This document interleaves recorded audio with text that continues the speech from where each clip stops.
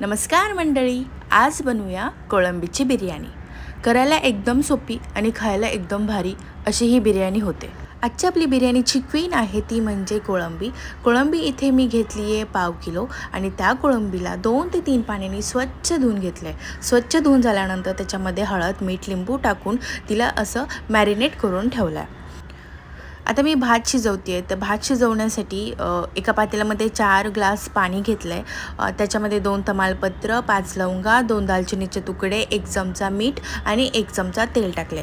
पाणी गरम झाल्यानंतर तिथे मी 1 ग्लास बिर्याणीचा तांदूळ फक्त धुवून टाकलाय।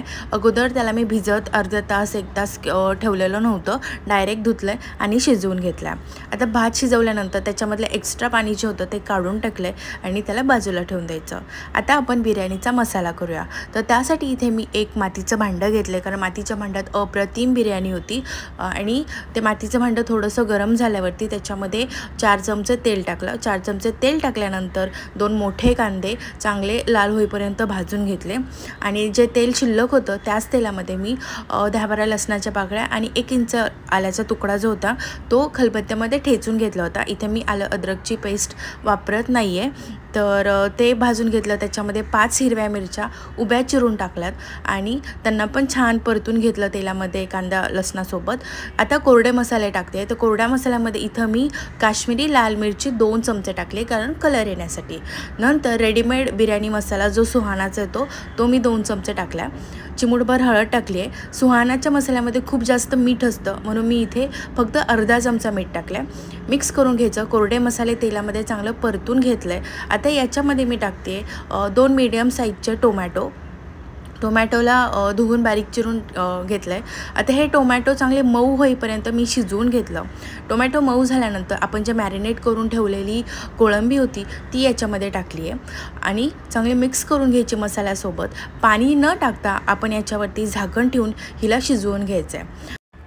5 मिनिटानंतर झाकण उघडून बघितलं तर कोळंबीने स्वतःचं पाणी सोडलेलं आहे, म्हणूनच कोळंबी शिजवत असताना त्याच्यामध्ये अजिबात पाणी टाकायचं नाही, ती स्वतःच्या पाण्यामध्ये शिजते।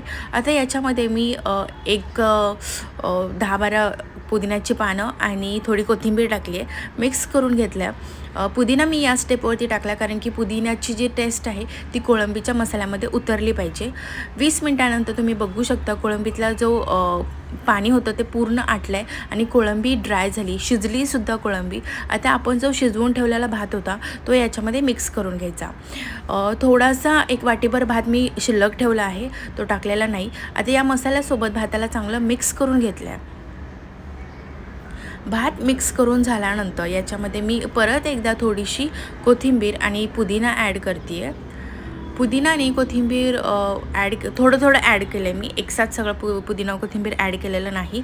आता 1 वाटीभर जो मी भात ठेवला होता तो वरतून टाकला, त्याच्यावरती परत एकदा थोडी कोथिंबीर आणि पुदिना टाकला आहे आणि झाकण ठेवून 10 मिनिट एकदम लो फ्लेमवरती स्टीम देऊन घेतली आहे। स्टीम दिल्यानंतर तुम्ही बघू शकता आपला कोळंबीचा जो बिर्याणी होती ती तयार झाली आहे। तुम्हाला हा व्हिडिओ कसा वाटला मला कमेंट बॉक्समध्ये नक्की सांगा। व्हिडिओ आवडला असेल तर लाईक, शेअर, सबस्क्राईब नक्की करा। Thank you for watching.